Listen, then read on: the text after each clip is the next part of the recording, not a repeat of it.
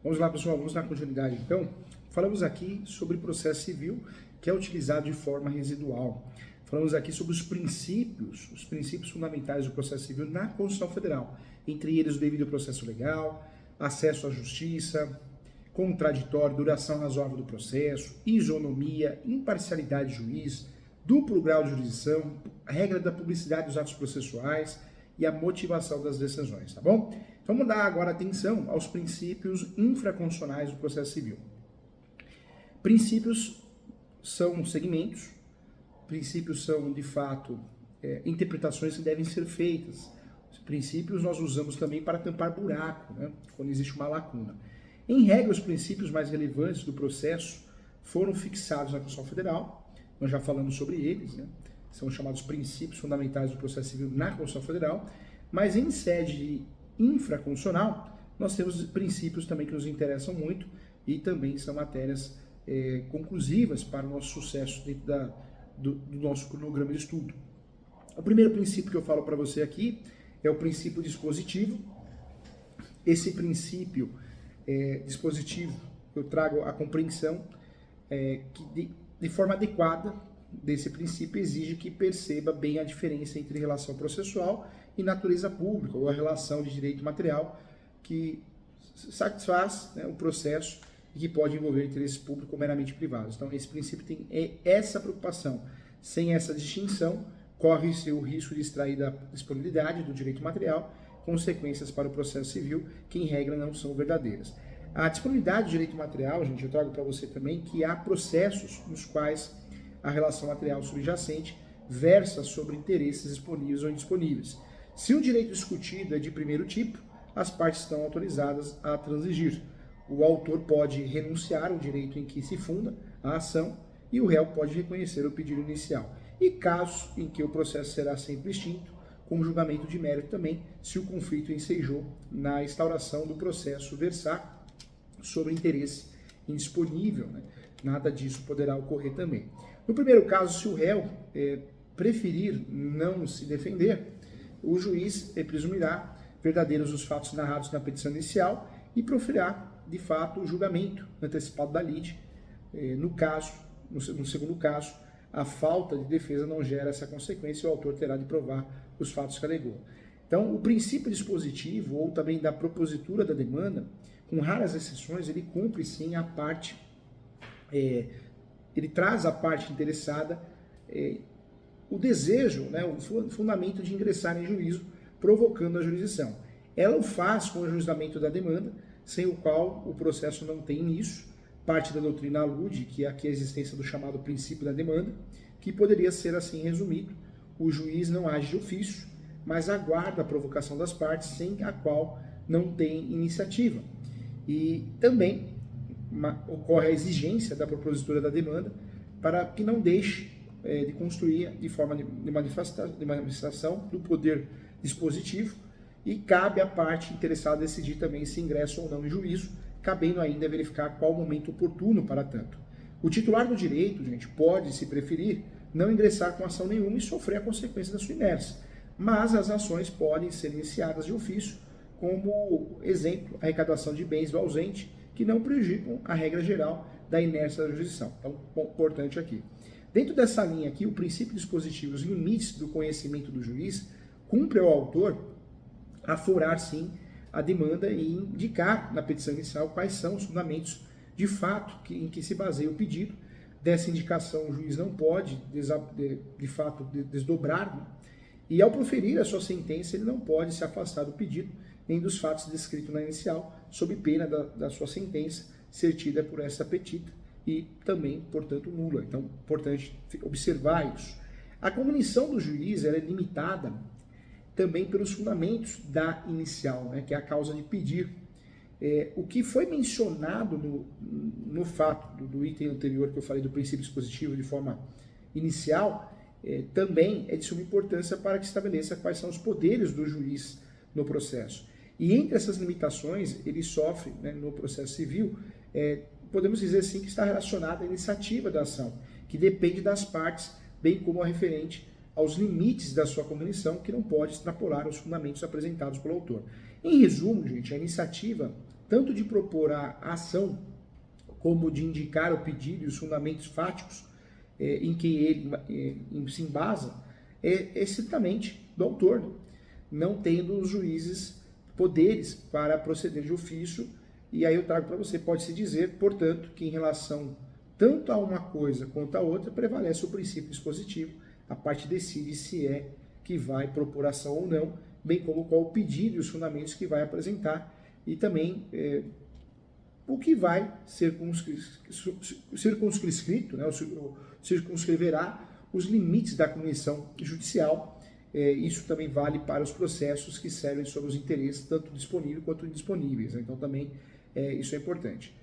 O princípio dispositivo e a produção de provas também nos interessa, porque depois da proposta, a demanda e fixados os limites subjetivos e objetivos da lide, o desenvolvimento do processo, a sua condução, será feito de ofício pelo juiz. E dentro, né, dos limites da ação proposta, ele tem poderes para investigar, ela, o Poder Judiciário, tem poderes para investigar os fatos narrados, determinando as provas que sejam necessárias para a formação do seu convencimento.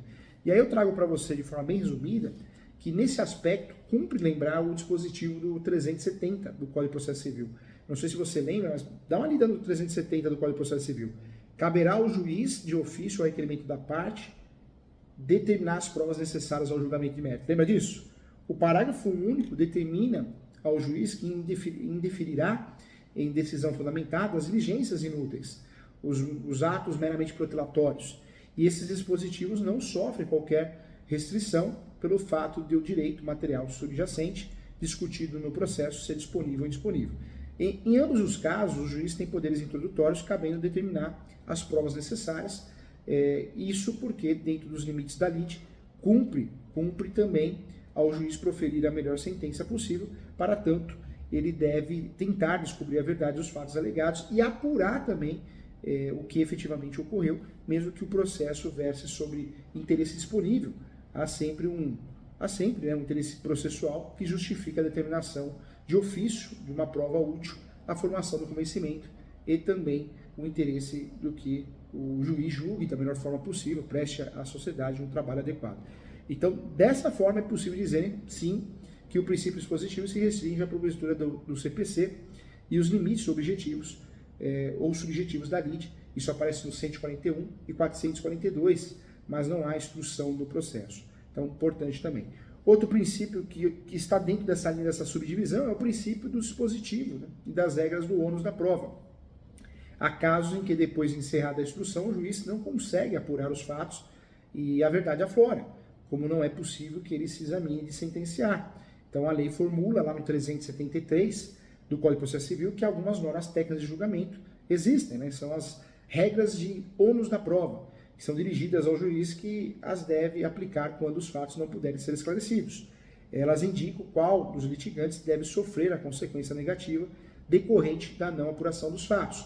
E aí nós temos também, é fundamental que haja a conciliação entre os dispositivos, o 373 e o 370, que atribui poderes introdutórios ao juiz.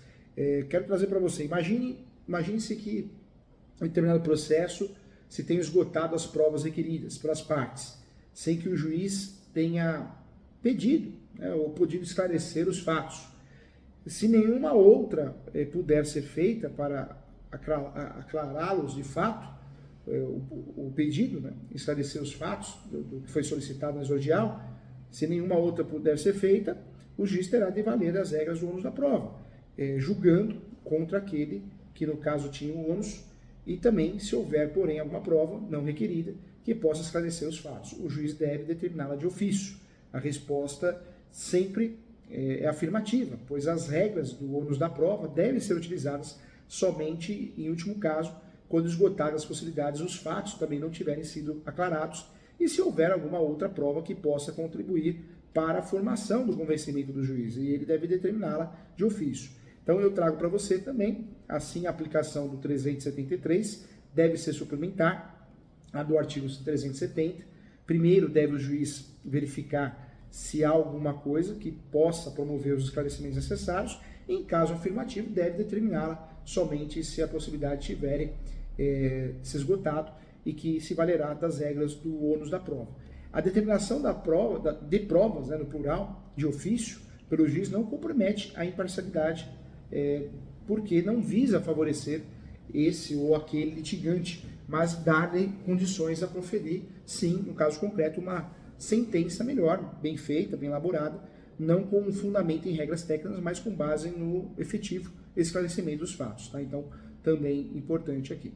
Então, outro ponto que eu queria falar também é a controvérsia doutrinária e jurisprudencial sobre o tema. Né? As conclusões são apoiadas, boa parte da doutrina e da jurisprudência, entre outros, poderiam ser citados os nomes de José Roberto dos Santos, José Carlos Barbosa também. Então, nós temos aí vários doutrinadores também, mas essa não é uma opinião unânime, tanto é que nós temos a opinião do doutrinador Moacir Amaral Santos, que, por exemplo, tem posição diferente. Para ele, a regra é de que cumpre as regras e as partes requerer as provas necessárias para a comprovação do que alegarem, tendo a atividade instrutória do juiz apenas supletiva. Para ele, prevalece o princípio da prioridade da iniciativa das partes, que deve ser conciliado com o impulso oficial do processo e com o dispositivo do 130, tá? Por isso, em questões escritas de concurso, em que o candidato seja indagado, né, colocado na parede sobre os poderes introdutórios do juiz, seria proveitoso que houvesse alusão às duas possíveis doutrinas, né, para você ficar completo. Outro princípio que nos interessa muito é o princípio da oralidade. Seu valor ele é mais que histórico, né, do que atual. Originariamente transmitia a ideia de que os atos processuais deveriam ser realizados em regra oralmente, sobretudo os relacionados à colheita de provas em audiência de instrução, e a verdade é que nos dias que correm resta muito pouco a ideia originária e a respeito da oralidade, porque mesmo os atos processuais praticados oralmente, como os relacionados ao vida de perito, né? O perito ele vai entregar o laudo técnico, o laudo pericial, mas partes e testemunhas em audiência são imediatamente reduzidas à escrita, por isso também perdeu esse nome. A não ser, acho que a exceção onde se poderia falar com mais pertinência, né, em oralidade é no juizado especial civil, mas aí nós temos um procedimento à parte, um procedimento conhecido como procedimento especial, em que efetivamente há uma maior quantidade de atos orais, mas mesmo lá há necessidade de documentação do principal, do que acontece no processo também, tá bom? Então, um ponto importante também. Mais um ponto que eu queria trazer para você é a importância atual do princípio da oralidade. Nos tempos atuais, a oralidade perdeu o significado original, de procedimento em que todos os atos eram realizados oralmente, e nem se poderia mais falar em oralidade no Brasil, mas o que ainda interessa é que o sistema originário de oralidade derivaram, né, outros princípios que ainda hoje são importantes e que dizem respeito à coleta de provas, como a instrução do processo. O que resta da oralidade hoje, eu diria que hoje em dia existe a necessidade do julgador aproximar-se, sim, quando possível, da instrução e das provas realizadas ao longo do processo. São 4 aí principais temas relacionados, ou 4 princípios relacionados, eu diria requisitos pontuais relacionados à colheita de provas, abordados sim já na nossa aula, os quais encontram suas raízes iniciais no sistema da oralidade. Todos buscam manter o juiz o mais próximo possível da colheita de provas e se baseiam na ideia de que colhe e estará mais habilitado a julgar. Então nós temos o subprincípio da mediação, que estabelece que compete ao juiz o processo de colher diretamente a prova oral, sem intermediários. Não existe entre nós a figura do juiz de instrução, adotado no sistema criminal francês, né, tão polêmico, no Brasil não. Também, sob o princípio da identidade física do juiz, vinha acolhido expressamente no artigo 132 do Código de Processo Civil de 73, naquela época, quem assim estabelecia, o juiz titular ou substituto, que concluir a audiência vai julgar a lide, né, no princípio também muito conhecido, salvo se estiver convocado, licenciado, afastado por qualquer outro motivo, promovido ou aposentado, em que passará os autos ao seu sucessor. Então a redação era das mais precisas, estabelecia um vínculo entre o concluir e a audiência e o julgar a lide, mas para que o juiz ficasse vinculado não bastava ser na época que concluísse a audiência, né? Era indispensável a coleta da prova oral. E na audiência, se ele não ouvisse ninguém, nem o perito, nem as partes do depoimento pessoal, nem as testemunhas, não haveria razão para que fosse ele julgar. Então, tinha que ouvir alguém para que essa regra se tornasse efetiva. E o princípio pressupunha que o juiz que colhesse a prova seria o mais habilitado a proferir a sentença, porque o contato pessoal com as partes e as testemunhas poderia ajudar no seu convencimento. Aí vem o artigo 132 do Código Civil de 1973, não foi repetido no CPC atual, o que traz relevante questão de saber que se diante da omissão da nova lei, teria sido excluído o princípio da identidade física do juiz, deixando de haver vinculação ao julgamento daquele que de fato colheu a prova oral em audiência. Parece, né? Acho que é importante, quanto a lei atual não repita o dispositivo da lei antiga, o princípio da identidade física do juiz permanece no sistema atual, se não como lei expressa, eu diria, ao menos como regra principiológica, né? O CPC atual continua acolhendo o princípio da oralidade, como se vê em outros dispositivos, o 139, o 370, o 456 do Código de Processo Civil. A lei atribui ao juiz a colheita das provas, a avaliação daquelas provas que são pertinentes, bem como a possibilidade de determinar de ofício as necessárias e indeferir as inúteis consideradas protelatórias também. Então, também é importante falar sobre isso. Então, legal. Quando nós falamos aqui, então, sobre esse princípio, também é algo que nos interessa muito. Outro subprincípio que eu queria deixar claro aqui para relembrar é o princípio da concentração, né? Estabelece que a audiência de instrução de julgamento deve ser una e concentrada para que o juiz, ao colher as provas, possa ter uma visão sistemática e unificada dos fatos, dos quais se deve recordar para promover o julgamento, mas razões práticas podem levar ao que a realização material da audiência e desdobre, né, em mais uma data. Isso pode ocorrer quando, por exemplo, faltar uma das testemunhas, isso é muito comum acontecer na prática, ou for possível ouvi-las todas, contudo, se assim for, nem por isso considerar, de certa forma, considerar realizadas duas audiências, mas apenas uma, porque foi dividida, mas considera uma audiência só. Tá? Então, cuidado com isso também, isso é importante. Outro subprincípio que eu diria importante é o subprincípio da irrecorribilidade, em separado das interlocutórias. Né? No CPC de 36, ou melhor, no CPC de 73, não 36, no CPC de 73, 1973, todas as decisões interlocutórias eram recorríveis em separado, contra todas elas era possível interpor um recurso próprio de agravo, que, em regra, deveria ser retido, mas em determinadas circunstâncias previstas em lei, poderia ser de instrumento também. O CPC atual modificou esse quadro. Eu gostei, acho que ficou mais prático, pois deu efetiva aplicação ao princípio da irrecuabilidade, em separado das interlocutórias. Apenas um número restrito de decisões interlocutórias desafiará a interposição de recurso em separado. Isso, gente, é de recurso específico contra elas, tá? São aquelas previstas no rol do 1015, e essas decisões interlocutórias são recorríveis por agravo de instrumento, que deve ser interposta no prazo de 15 dias, sob pena de preclusão. As demais decisões interlocutórias não integram o rol do 1015 e não serão recorríveis em separado, pois contra elas não cabe agravo de instrumento.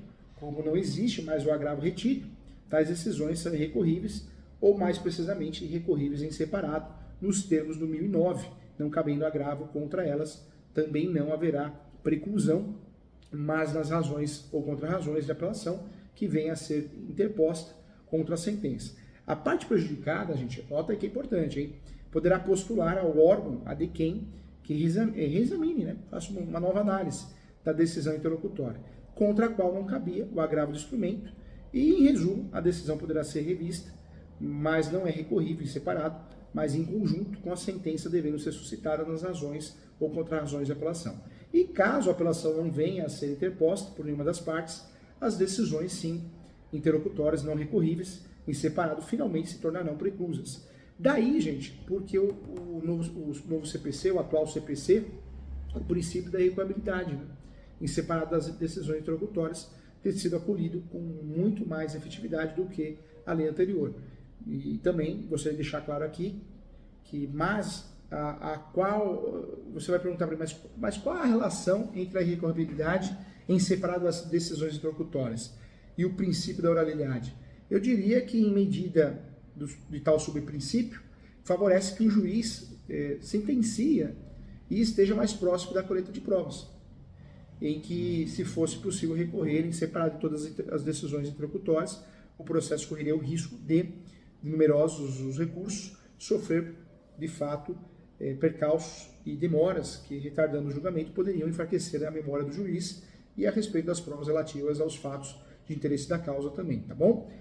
Mais um subprincípio que temos que comentar aqui também importante dentro do nosso estudo é o princípio da persuasão racional, né? Ou livre convencimento motivado. A gente até mencionou na nossa aula, que tem relação com o anterior, sim, porque diz respeito à instrução do processo e às provas colhidas. Mas, no entanto, esse subprincípio, os itens anteriores que versavam sobre a colheita de provas, ele diz respeito à sua avaliação. O livre convencimento motivado, gente, é uma conquista do sistema jurídico, dos sistemas judiciários modernos. São 3 os sistemas gerais de avaliação de prova.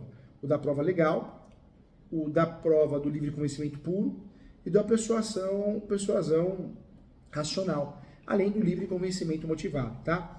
O sistema da prova legal, então anote aí, o sistema da prova legal, a lei determina qual o valor que o juiz deve dar a cada prova, e ele não pode respeitar essa prévia atribuição legal. Há como se fosse como uma hierarquia legal de provas, né, estabelecidas em lei. E se ela determinar, um fato só pode ser comprovado de certa maneira, e o juiz não pode formar o seu convencimento fundado em outro tipo de prova. Esse sistema não foi acolhido no Brasil, mas há resquícios dele no ordenamento jurídico. Um exemplo que eu trago para você, quer ver um exemplo bem legal? É o 406 do CPC, quando a lei exigir instrumento público como da substância do ato. Nenhuma outra prova, por mais especial que seja, pode suprir a falta. Por força desse artigo, não se pode provar uma compra e venda de imóveis no Brasil por meio de testemunhas ou perícia. Artigo 108 também, toda transação feita acima de salários mínimos, 108 do Código Civil, né? Mas apenas pelo instrumento público, porque é de substância do próprio ato, necessário para que ele se aperfeiçoe, né? Então, é fato. O outro sistema de prova, o sistema do livre convencimento puro, ou da consciência do juiz, autoriza o magistrado a julgar conforme a convicção, sem necessidade de se fundar em provas colhidas nos autos, e o juiz pode julgar como lhe pertence de direito, né, como lhe entender melhor, como achar acertado, sem necessidade de embasar o seu convencimento, senão na própria consciência, e esse sistema também não foi acolhido no Brasil, não está acolhido entre nós.